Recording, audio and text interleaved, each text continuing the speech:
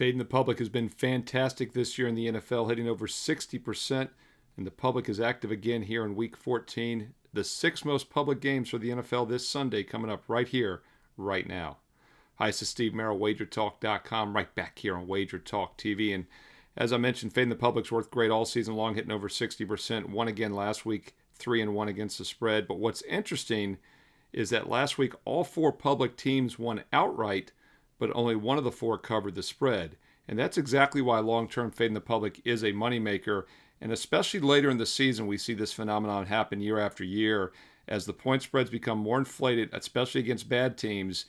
And while teams might win, they no longer cover. And that was the case last week. We'll see if it holds up again this week. I'm going to give you the 4 official public plays and then 2 additional leans as well that just missed out just a bit outside. Some bonus coverage for you. And oh, by the way, red flag alert, public underdog on the board this Sunday as well. One of the biggest public dogs I've seen all season. We'll get to that in a moment. Let's start, though, with some of the public favorites on the early card. We'll go down in schedule order as we always do. And the first one's an ugly one. 1 o'clock Eastern, Cleveland and Tennessee. The Cleveland Browns making the public list for maybe the first time this season. I'd have to check the notes. I know we've played against them several times, but the public's played against them rather. But what they've done even more often is play against the Tennessee Titans, and that's exactly why Cleveland is a public play this week. You know, as I always say, it's not necessarily because someone's getting one-sided action. It's just because nobody wants to play the other team. Tennessee's a pure play against, and I don't disagree. One of the filters I like to use is not playing bad teams, and that's a pretty good filter with the Titans this season. They are just 1-11 straight up now, and they've only covered 5 times all year. But what's interesting, they've covered 3 of their last 4 games against the spread despite losing all 4 straight up. So here we go again. Late in the season, the Titans continue to lose straight up 0-4, but 3-1 against the spread. And if I had to play this game, I'd probably lean towards the Titans. Not in a hurry to lay points with the Cleveland Browns team that's only won 3 games all season. Look-ahead line this summer was Cleveland minus 1.5. I always point that out because it's interesting to see how teams have outperformed. 3-9 Browns now laying a field goal more than the summer line. I don't think that necessarily makes any sense. And one other thing we got to talk about in this game, the lowest total we're going to probably see all season, 34. And there's really not any weather issues. This is just because these are 2 terrible offensive teams. I always say the lowest totals go under, the highest totals go over. Thursday Night Football, Lions and Cowboys was a shootout. That total was around 54, and it was a shootout as expected. This total is low. However, there's not much value left. If you just do some basic math, the Titans games this year have averaged about 41.5 against a schedule that's averaged 44.5. That's 3 points below average. Cleveland games have averaged only about 38.5 against a schedule that's averaged about 46.5, so that's 8 under. So combined, these 2 teams are about 11 points below average, but the average schedule play has been about 45, 46. That gets you down to 34, 35. So the total's pretty much where it should be. 2 bad offenses, 2 bad passing teams. I would lean towards the dog in what should be a low-scoring game, Tennessee +4. Fade the public in that one at 1 Eastern. All right, another game on the one. Oh, by the way, Cam Ward against Shadar Sanders. Both have been not good this season. Wanted to point that out as well. 2 young, quote-unquote, superstar quarterbacks have obviously not been getting it done.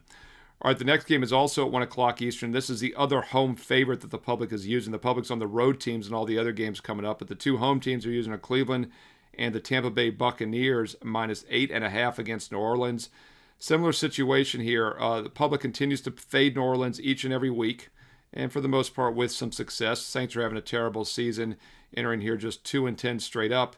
But despite being just 1-2 straight up their last 3, they have covered 2 of those last 3 games. And they were one of those public play against teams last week that lost but covered, and that was the public was on the Dolphins minus a 5.5. Well, the Saints only lost by 4 points. And Tampa's not exactly lighting it up. 1-3 straight up, 0-4 against the spread. And Tampa, another one of those teams last week that the public was on that won straight up by 3, but failed to cover as the 4-point favorite against Arizona. So here again, if you're looking to fade the public, hold your nose, take the adjusted line value here with the New Orleans Saints. And speaking of adjusted line value, this line is actually where it was supposed to be this year. The summer line was 9.5. Now it's just 8.5. Saints were expected to be bad, and they've been bad. Tampa was expected to be a little bit better than they've been.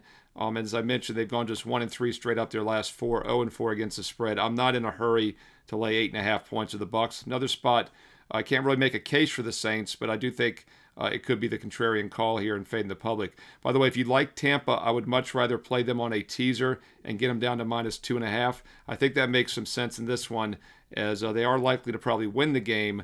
But once again, the inflated line they might not cover. If you like Tampa, I would play the teaser option at -2.5. Otherwise, I would rather have the Saints with the 8.5 point spread at 1 Eastern. All right, we'll keep it rolling here. Another public play on the 4 o'clock Eastern card, and this is one of those road teams, is the Denver Broncos -7.5 against the Las Vegas Raiders on the road. And Broncos, 9 straight wins. Of course, they made the video last week. Another one of those teams that won the game straight up but failed to cover, and that was the Denver Broncos last week on Sunday Night Football. And as you recall, I also gave you the Sunday night video as I do every week. And by the way, I've got the Texans-Chiefs video free here on the channel. Also your Monday night video between the Eagles and Chargers. Be sure to check those out as well here. I always give you the Thursday night prime games. Gave you the Lions this week, now 11-3 in your prime games this year. Sunday, Monday night football free every week. Gave you the Commanders last week as a free play in that video. Also recommended them here in the Fade the Public video. And guess what? They became a 4% strong best bet for my clients as well at WagerTalk.com. Everybody loved the Broncos, but one thing I pointed out is that Denver, while they're winning, they're not winning by margin. 9 straight wins, but it was another win by less than a field goal, basically, in overtime by a single point. In fact, 7 of the Broncos' last 8 wins have come by 4 points or less, and 6 of the last 7 have come by 3 points or less. So yes, Denver is winning, but they're not winning by margin. So here again, the 7.5, I could see a situation where Denver wins this game, but they don't cover, just like last week. I would lean towards the Raiders plus the 7.5. 6 and 7 are both extremely key numbers, and you have them both working for you here in this game. And by the way, the look-ahead line in the summer was Denver -3.5. Now it's 7.5.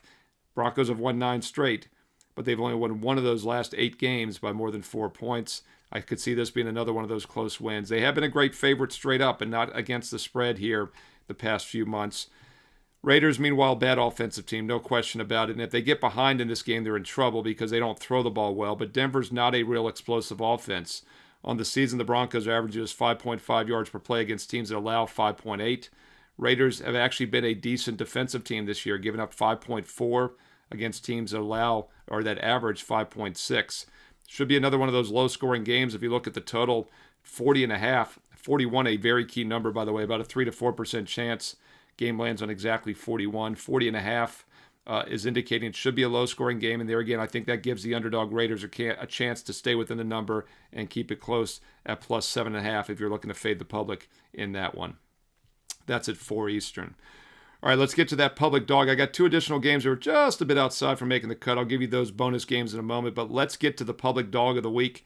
And this is one of the biggest public dogs as far as point spread we're going to see all season, and that's the Chicago Bears. The Bears plus 6.5 at 4:25 Eastern. This is a late afternoon national TV game for most markets at 4:25 Eastern. And look, I get it. On the surface, this line does seem high, especially considering the Bears have been a red-hot team over the past couple months. After starting the season 0-2 straight up and against the spread, they've gone 9-1 straight up, 8-2 against the number their last 10 games. The most profitable team in the NFL since mid-September, and really the best team at 9-1 straight up. And we see this happen. It's, I talk a lot about the financial markets and the correlations between the betting markets. When a stock bottoms, we never try to catch a falling knife. I always talk about that. But when it finally has that bottoming process, there's often tremendous upside in the near future. And over the last decade, the Chicago Bears have probably been the worst point spread team in the NFL year after year. Always expected that breakout. It never happened. Well, I think it's happening now, and it often takes the markets, the betting public, a little time to adjust. And that's why we've seen on this 9-1 straight up run, they also go 8-2 against the spread, including several outright underdog wins. We saw the opposite with the Patriots a few years ago. When they got really bad fast, the markets couldn't catch up to how bad they've gotten when they were probably the best point spread team in the league for over a decade. So yes, it's risky to fade Chicago in this situation, catching almost a full touchdown, but I love fading public dogs, especially of more than a field goal. Sometimes a 1 or 2 point public dog is dicey because it's really not much of an underdog.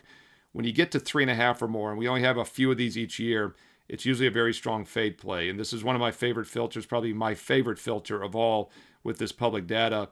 So yes, I like the Packers in this game. I would look to fade the Bears and be very careful. You don't have to play the Packers. I just would not be on Chicago in this one as they are a public dog at plus 6.5, and long term, well over 60% fading these type of plays on the blind. Of course, I use this as a filter. I always dig deeper, and I do think there's some other reasons you can make a case for Green Bay. Yes, they're coming off the big win against Detroit. You could say this is a flat spot, but that was the Thursday Thanksgiving game. So they've had 9 days, about 9 days, I believe, Thursday to Sunday, 9 days of rest and recoup time to get ready for this game 10 days later. And also, they're in good current form, 3 straight wins, and they've covered 2 of the last 3 with a push.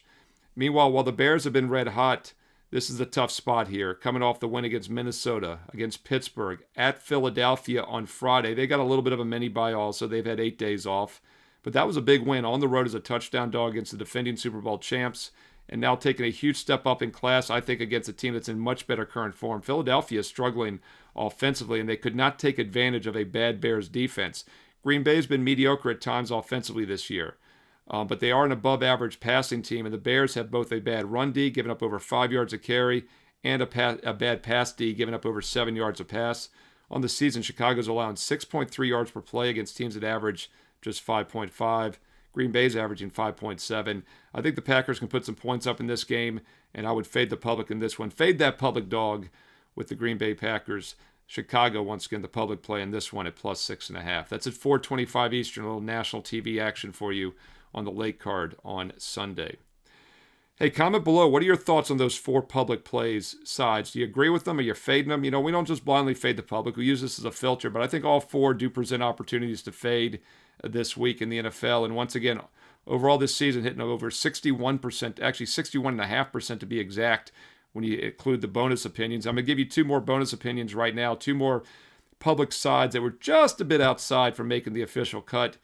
These are still games you might want to take a look at fading. Well, not necessarily. I actually agree with one of those. I'll save that for the end, but let's start at about 1 o'clock Eastern's game. Seattle Seahawks minus the points against Atlanta. Seattle's currently minus 7 in some spots, 6.5 in others, 6.5 to 7, but it is public. I expect it to go higher, and by kickoff, be more 7s out there. If you like the Seahawks, grab the 6.5 now. If you like Atlanta, you should be definitely getting a plus 7. And I think this is another situation we can maybe fade the big favorite here. Would not be surprised to see the Falcons keep this within the number. Seahawks lost their opener against Seattle to start the season, and they have quietly won, 9 of their next 11 as they stand 9-3 in the season. So 9-2 their last 11 after that opening season loss. And they've also go 9-2 against the spread since that opening season loss. So just like the Bears, Seahawks have been the other most profitable team in the NFL since early September. Not the case for Atlanta. Falcons showed some life early in the season with that 3-2 straight up in ATS start, and they've taken it on the chin since, losing 6 of their last 7, just 1-6 straight up their last 7, and they've only covered 2 of those games with a push. This is what we talk about a contrarian play here. I think we're starting to get some line value. The look-ahead line this summer, the Falcons were going to be a home favorite in this game. Just a few months ago, Atlanta would have been about a 1.5-point favorite. Now they're a 6.5 to 7-point home dog. And the recent results the last 2 months couldn't be any more extreme. Falcons are still capable at times this year. They've been kind of a bipolar team, but they do have some decent performances. They beat the Bills, for example. They also beat Minnesota 22-6 in that Sunday night game in week 2, in which they had more rushing yards than they allowed in the total game. So they have shown the opportunity to compete. And while I think Seattle is a good team this season, the Seahawks might be in a little bit of a letdown spot here in this one after the big win against the Vikings last week, a 26-0 home shutout win, now traveling cross-country and playing the early start at 1 Eastern, which means it's a 10 a.m. start for the Seahawks. Remember when the Rams went to Jacksonville a few weeks ago and lost by almost 30? Well, this situation kind of reminds me of that same setup. I think the Falcons are a capable enough team to hang here, maybe even pull the upset. I would fade the public with this one and take a look at Atlanta plus the 6.5 to plus 7 at 1 Eastern. All right, hey, look, we're fading the public in most games this week, but there is one game in which I agree with the public, and that's the last one that just missed the cut, the LA Rams minus 8.5. And Rams are coming off a real bad effort last week, so I'm not in a hurry to fade them in this one. I still think they're one of the best teams in the NFL.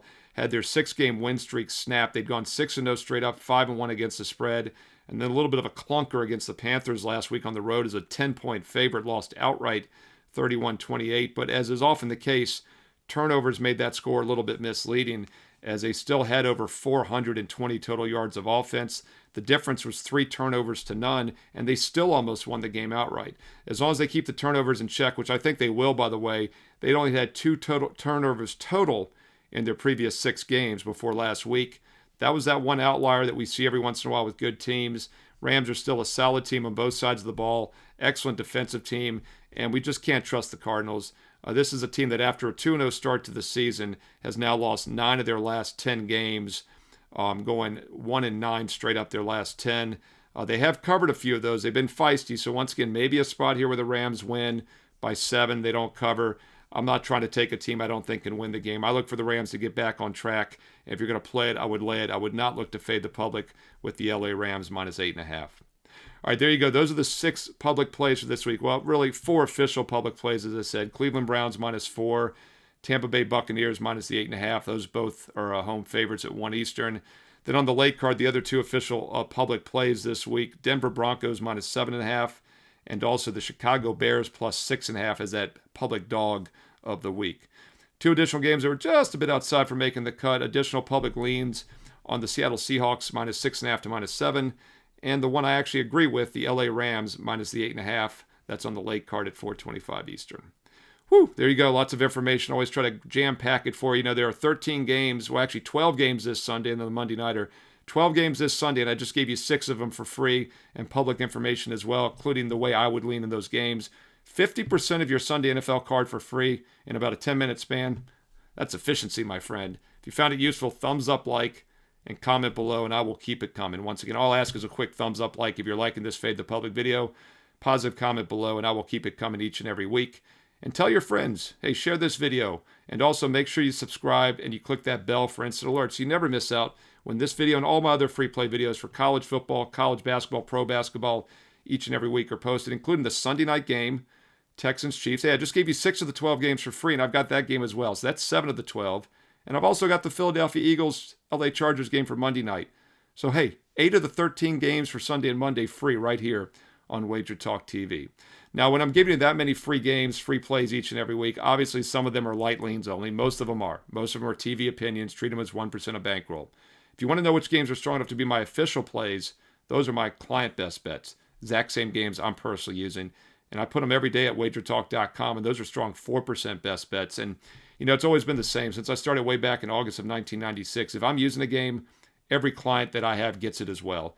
Doesn't matter if you have a 1 day, a 1 week, a 1 month, or a 1 year subscription. Everyone's getting the same best bets that I am personally using. And it's been that way since I started way back in August of 1996, over 29 years ago. If you'd like to get my strong best bets for this Sunday, go check them out right now. And while you're there, check out the bonus free play for Sunday as well. It's always the last cut for my best bet card. The game is just a bit outside from making the cut. I don't want to waste it. It's a strong opinion. I put it up for free. So make it part of your handicapping routine, your daily routine, to go to my page every day, get the free play, check out the strong best bets, and while you're there, check out some special offers as well, including an instant $500 discount on a 1-year all-access pass, which gets every play down to about $1 a play each and every day. That's college and pro football, basketball, and baseball for 365 straight days and nights for about $1 a play because you're getting an instant $500 discount right now, no promo code needed. Now, if you're still building your bankroll, if you want a smaller package, hey, no problem. I've got a 1-day sampler. Get the entire NFL card, all basketball and football for Sunday for just $39. I've got a 7-day sampler for each sport and all sports for just $99. Also a 1-month package. You can choose individual sports, all access. No matter which option you choose, you know you're getting my personal best bets. Everyone's getting the same plays each and every day, whether it's a 1 week, a 1 month, or a 1 year. Check it out now. The strong best bets, the special offers, including that $1 a day for 1 year of access with the instant $500 discount. And most importantly, go get that bonus free play each and every day, including Sunday's free play right now. Steve Merril, WagerTalk.com, and hey, get there quicker with shortcut WT.buzz/SM. You know, I also have a solo video out there for the Commanders-Vikings game and the Ravens and Steelers game. And I remember because I wished everyone a happy Pearl Harbor Day. That means I gave you, 10 of the 14 games for Monday and Sunday free. I'm just giving it all away. So check out that video as well. There's a 2-for-1 video. Commanders, Vikings, Steelers, Ravens. I've covered almost every NFL game this weekend for you here on WagerTalk TV. So if you're finding it useful, thumbs up, like, comment below. Let me know what games you like as well. And seriously, December 7th, let's remember Pearl Harbor, those that gave their lives in World War II. Greatest generation ever. Hard to believe that was 84 years ago. By the way, follow me on social media. Also give you free plays there, links to these videos and other special offers that I have at Steve Merril on X and Instagram. 2 R's, 1 L, Merril, at Steve Merril on X and Instagram. And don't forget, stay tuned. Commanders and Vikings, Ravens, Steelers, Sunday Night Football, Texans, Chiefs, and the Monday night game, Eagles, Chargers, all free here on WagerTalk TV, because there's more free play videos coming up next.